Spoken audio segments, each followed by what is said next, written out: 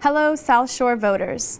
I'm Jamie Morey, a former Quincy resident, a mother of 4, and the Community Engagement Director for the Yes on 4 campaign to bring regulated therapeutic access to natural psychedelic medicines that are uniquely effective for treating debilitating and life-threatening health conditions, including PTSD, depression, and end-of-life anxiety.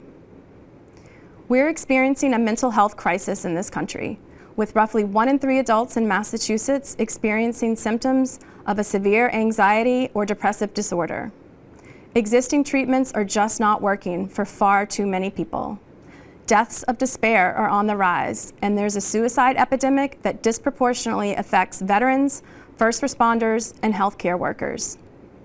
Over 6,000 veterans commit suicide each year, and far more struggle with debilitating distress related to their service.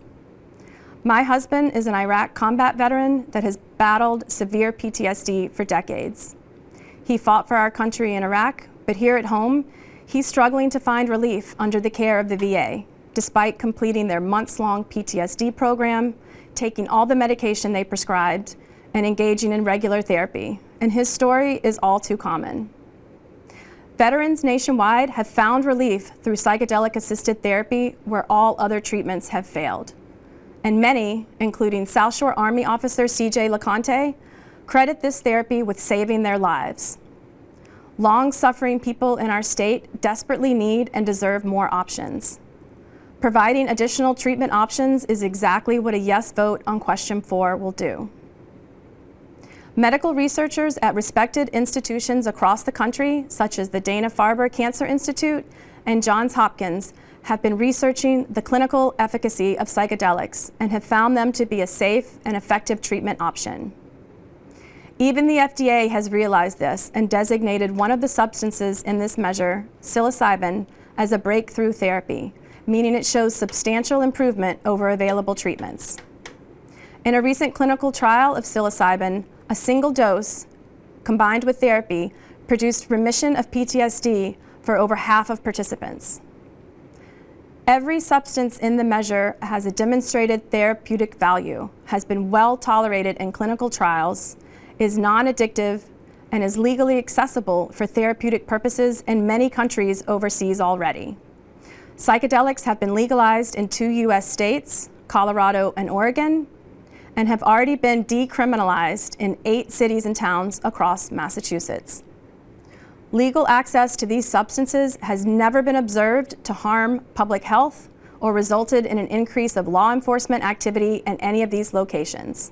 There is no study that has linked the substances in question 4 to increased traffic accidents or increased traffic fatalities. Under question 4, adults 21 and older will be able to access natural psychedelic therapy under the supervision of licensed facilitators at licensed healing centers. There are no retail sales or purchasing psychedelics to take home. Question 4 does not create an industry like cannabis.